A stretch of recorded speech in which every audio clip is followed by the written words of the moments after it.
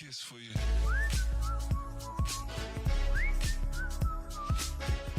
All right, so we're going to be talking about Expedition 33 and how all these people, 30 or 40 people or so, managed to make this incredible game. So we're going to start off by talking about kind of what I think are the 5 areas that this game was really able to excel in order to keep its budget and its costs under control to make a game as incredible as this. And the first one, obviously, is assets. Now, they mentioned in an Automation Media interview, as well as this interview I popped up here from Creative Block, that they were able to use Unreal Engine 5, things like Lumen, but they were also able to use the technologies typically reserved for bigger development studios. Most specifically, instead of making a bunch of assets from scratch, they were able to use the 3D assets that Epic gave away regularly in the free packs that came with it. They were also able to reuse and retexture and remodel a lot of the assets to help out with the kind of the development process of the game. And I have the game open here to kind of show you part of what that is. So let me just go over here. So you'll see here, right, I have this character and the walk cycle, and I can hit the middle button here to kind of switch between them. And you'll notice every single walk cycle is the same. As I go through these, the characters don't increase or decrease in speed. Their arms aren't changing. Their legs aren't changing in terms of the actual movement of them, which means that every character here is on the same walk cycle. If I start running, you can see that every character except Lune is on the same run cycle as well. So I can switch between them, and none of them change in terms of speed or any of the movement like that, except for Lune, which has a kind of floating effect that I haven't seen anywhere else in the game. That is a unique, I would say, run cycle, but everything else is pretty consistent, right? So that's an asset that also goes with like character animation, right? In terms of assets, the sand texture and stuff, right? Rocks especially. A lot of these things are pre-made assets, all the trees and stuff around here, and this is the overworld map. But even in specific zones, you can also see that a lot of the kind of elements here are already done for you. So I can go to, let's just go to SKSNES real quick, and I'll show some of those. So like as you can see, right, the chains I would think are probably assets that you can just buy anywhere. The flowers and stuff, you got, the torches. A lot of this ambience is really just done by like the fog and the general design of the world. The skyboxes and stuff are also pretty unique, so I wouldn't suspect those like textures, because a lot of times skyboxes are textures. I wouldn't assume those are kind of already made, but a lot of the assets when it comes to things like rocks and flowers and torches and lights and stuff are going to be free assets. As I mentioned before, also the character animation and stuff is, as you can see, a little bit easier here. They are basically all the same, and so there's not a ton that needs to be done there. In terms of unique assets, there's obviously things like the gestuals are unique, right? And there's some other enemies and things that are pretty unique. But overall, like the environment design, that's not the skyboxes. You can very kind of easily tell that it is quite, not free, but like it's not as high quality or as custom as you may expect in other games. So that's the first thing, kind of the assets. And the second thing is kind of the character models.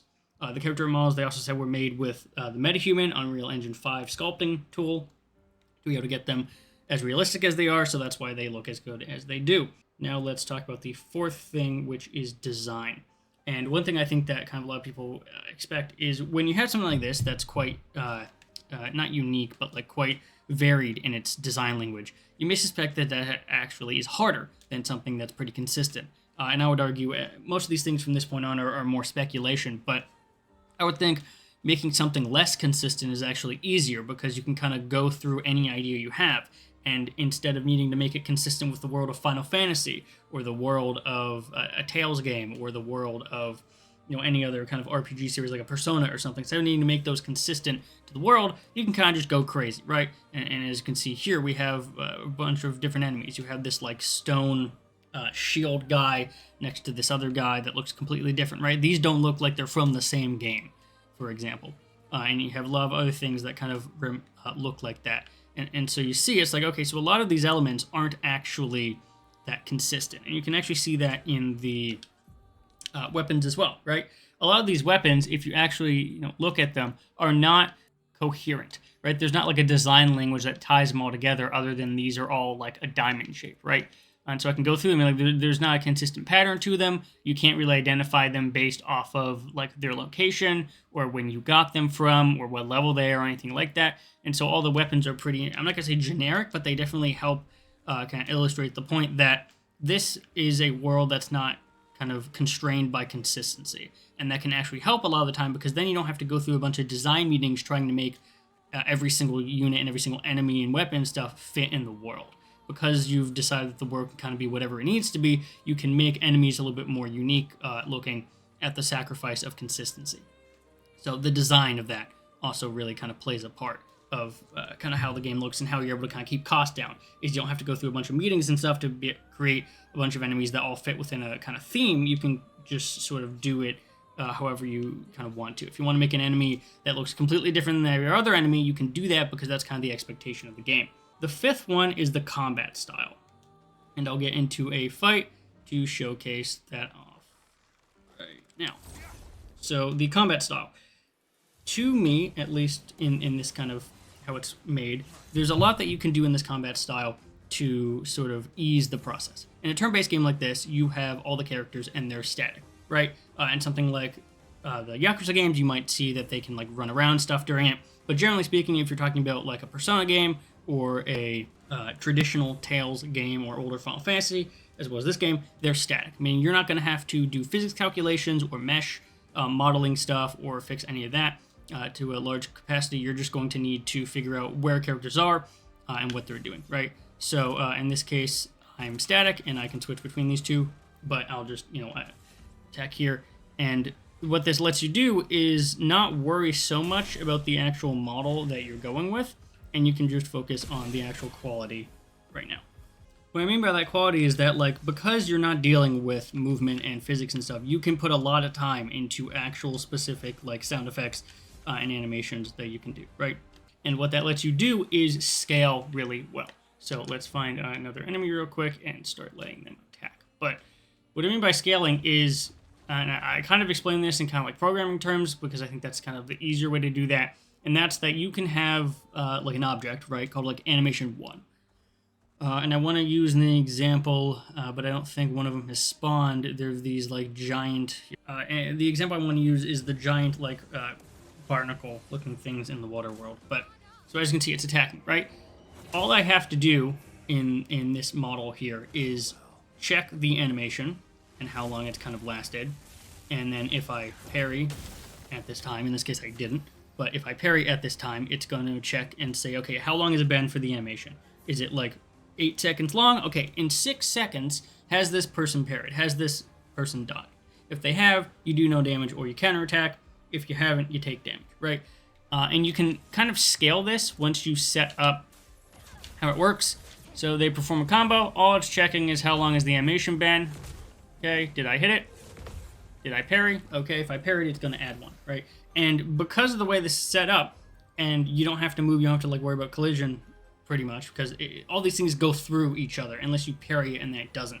So you can scale this. You can do this same thing for every single animation in every single enemy and just basically change the amount of time that has passed and then maybe the multi-hit, right, and how that works. But because parrying is pretty consistent, it's either going to give you a bar of AP or it isn't, and then depending on the Pictos you can do other effects, but it's a very easy way to kind of do this without necessarily taking a bunch of time, right? So the Pictos, similar to something like Slay the Spire, and that's the fifth thing and second part of the combat style, is not only is it very scalable, but it's also very, I guess I could describe it as a perpetual process. So I'll use Luna here as an example. These are the Pictos, you add them, they're like effective skills, but they are similar to something like Slay the Spire or Risk of Rain, augments, in that you basically just collect a bunch of them and you can mix and match them and they give you different stats and stuff. And once you've effectively mastered them, then you can go into Lumas here and equip them as a passive. What this system lets you do is make hundreds of these things and basically just stack the process up. Unlike other systems that require personas, for example, as pets, or other systems that are more action-focused where you have to worry about a bunch of other aspects going into it. These just let you stack a bunch of if statements and a bunch of like conditionals on each other and activate it really quickly. Instead of needing a giant arena for all this stuff, you have your arena as your sandbox that's basically just like a background, and then you have all these things stacking up on top of each other, right? 50 more damage if below 10% health, plus 3 AP to all on revive, plus 1 on parry, but damage received is doubled, 50% increase on break. What this lets you do is be a very lightweight game in terms of processing. You can see at the corner here in terms of processing, I am maxing out the GPU, but I don't really get more than 50% on a CPU. And that's because a lot of the time, things like physics calculations, right? If you're an action game and trying to calculate physics and the movement and the kind of generation of new assets as you're going, you don't get a lot of that here. And so what you're able to do is just have a game that thinks very quickly. What I kind of mean to say is a lot of RPGs kind of get bogged down in all the systems that they do. This game is very set and forget. I can set my Luminas and Pictos and I'll change them when I want to, but overall, I'm not constantly changing it. Once I have a build set, it kind of just works on its own. And so it's really nice to effectively, almost like a clicker game in a way, create an environment that just lets you keep going, right? I can keep going and keep fighting and keep doing all these things, and it's not going to affect anything that I'm doing. Like, I don't have to, like, I can come back to this game and continue on and not look back at my inventory of stuff I've done and be like, what the hell did I do? Because a lot of RPGs do that. They get really bogged down in the how am I going to solve this problem?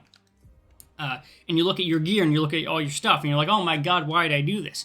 You only get that with this game because this system is so lightweight in terms of what it's actually doing. I do compare it to something like Slay the Spire or even Risk of Rain 2, where you're just adding a bunch of passives and stuff. It's all just stacking up and it's really nice. And I compare it to those games because those games, Slay the Spire is about like 5 people and Risk of Rain 2 is by another small team. The reason this system is here is because it works really well and is very scalable. So I would say overall, if you're trying to figure out why this game works the way it does, it's because its assets are able to be easily done either through free packs or through remodels. It's able to do things like its character animation, as you can see here, and its character models very well and efficiently. It's able to get things done in terms of graphical fidelity, do the Unreal Engine stuff, but it's also able to do it in terms of its design language that it shows and its combat model, right? If this was an action game, it would be considerably bigger and it would also take considerably more time. If this was a game that was more focused on, unique elements, whether it be through its, if it had a consistent design, if it was like Metaphor or Tales of Arise, for example, and had a consistent design I had to stick to, this game would take much longer to come out and would be a worse quality. And you can kind of see that, right? This game, relatively speaking, is pretty unique in a couple aspects. For instance, the kind of Dark Souls-esque being able to heal stuff on the spot, right? Being able to heal on the spot and then also having a limited set amount of items. Instead of making, like other games do, hundreds and hundreds of items you have to buy and equip and use and have status effects and all this stuff, you just have a limited amount of items, right? You have your inventory here with your tints, well, not tints, but you have this thing in the corner on the right here that are your kind of items, and that's it. You get a certain amount of them throughout the game, you use them, and that's it. You're not collecting hundreds of items. The only, as you saw from the inventory, the only kind of things you're looking at that are beyond things are tints, which are basically just the other stuff, consumables, recoats for doing skill points, upgrades for weapons, your ability to get more passive points, and your upgrades for weapons. That's basically it, right? There's like 8 of these in total. Again, recoat for 3, for 9, for 12, 32, 36, 33, I believe, and then Colors Illumina. That's like the only material in the game, right? And then there's Chroma, which is your currency. Like, there isn't, in Metaphor, for example, I'm at the point now in the same amount of time in the game, and I have the ability to get like 60 different items, whether it be healing or status effects or curements or damage or whatever it is. This game doesn't do that, and so that's another thing where it's able to kind of cut down on that bloat.